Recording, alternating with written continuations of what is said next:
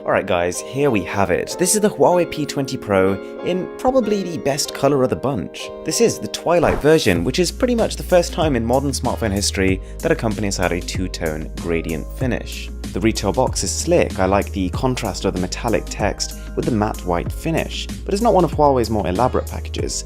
And the first thing you're going to see is the smartphone, which of course we're going to come on to in just a second, but let's see what's below that first. Following the insert, we've got a chunky box below that, which contains right on top the SIM ejector tool, and inside is going to contain some manuals in the final retail release. And thankfully, we've also got a USB Type-C Huawei supercharger, which in our battery charging tests was second only to the OnePlus phones, and that was only very slightly. Following this, we've got some reasonable looking earphones, but I wouldn't say it's close to what you find in the Galaxy S9 box. And the last item here is a USB Type-C to headphone jack adapter, because unfortunately the phone is skipping the headphone jack. So we got to take the screen protector off the front, and something I was perhaps even more excited to do this time was take the one off the back, because this is the Twilight finish. And it's beautiful. This is constructed almost exclusively out of glass and is structured in a way so that it looks different in almost every lighting condition.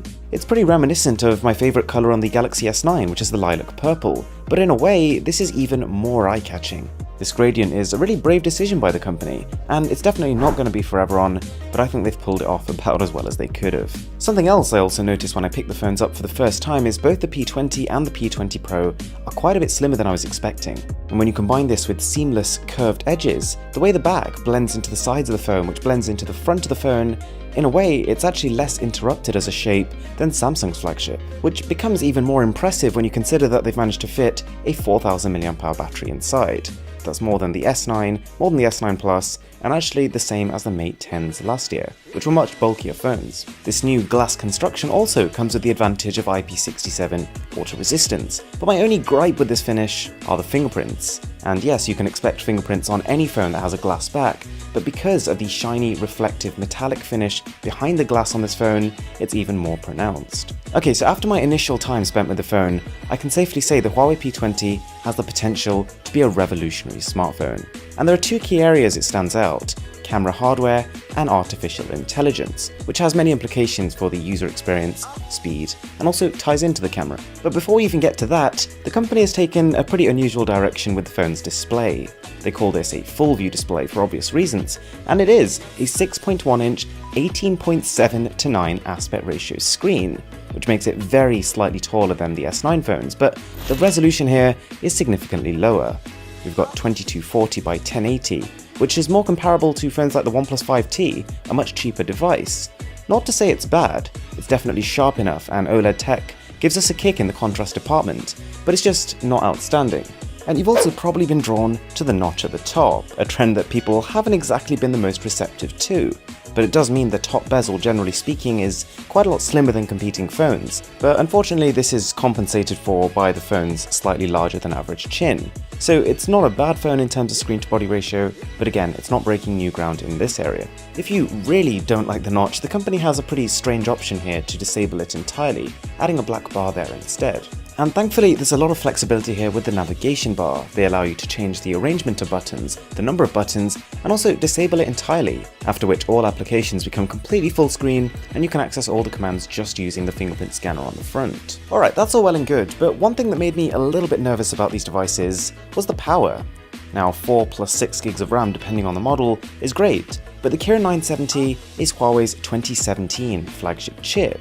It feels very fast though, and this responsiveness is most likely down to the AI capabilities, an area where the Kirin 970 does in fact trump other, even 2018 system-on-a-chips. In its current state though, AI on these phones will only really help in apps that it's been programmed to, so you'll feel it in the UI, the camera, etc. But in terms of gaming performance, it will lag behind. Alright, now that we've touched on the camera, we've got to talk about it because it's special both in terms of its hardware and its software. And as you can probably tell, this phone is a world first. We have not one, not two, but 3 rear sensors. we've got a 20 megapixel monochrome one, a 40 megapixel RGB sensor, and also an 8 megapixel telephoto one. Okay, whoa, let's just back up a second, because yes, this means, number one, you can take 40 megapixel photos. Number two, the telephoto lens gives you up to 3 times optical zoom effectively. And the P20 Pro is also packing 4-in-1 hybrid focus, which sounds excessive for a smartphone, but safe to say this phone feels like a machine gun in terms of how fast it can capture photos. But it goes further because the camera also has a software aspect, which takes AI, as seen in the Mate 10, and really starts to flex itself a little bit. We've got AI-based stabilization, focus tracking, which keeps track of objects that are moving and also predicts where they're going to be moving to keep them in focus. And Huawei has built on the foundations of the Mate 10 in terms of its ability to recognize objects and create color profiles accordingly. The P20 and the P20 Pro, they recognize a wider variety of objects. They recognize them faster, and they also apply the color effects almost instantaneously. And the P20 Pro seems to be in a different league altogether when it comes to recognizing and responding to faces, i.e. portrait mode. I compared very briefly with the S9 Plus, video coming tomorrow hopefully with a little bit more detail on this, and it blew it away. And talk about excessive cameras, this also has a 24 megapixel front camera, which from my initial testing looks a little bit on the soft side and is probably not going to use that sensor to its limit. Alright, so as you can probably tell, we've barely scratched the surface of the Huawei P20, but as a bit of an initial summary, Huawei is pitching this phone as a fusion of art and technology. And in terms of its design and its camera, it's certainly pushing the boundary out. And so far, from a first impression, it seems to be a consolidated experience, whilst also being brave and refreshing. And that is something we were yet to see in 2018 so far. So don't forget to smash that subscribe button for tomorrow's P20 Pro versus Galaxy S9 Plus video. And with that being said, my name is Aaron, this is Mr. Who's the Boss, and I'm signing out.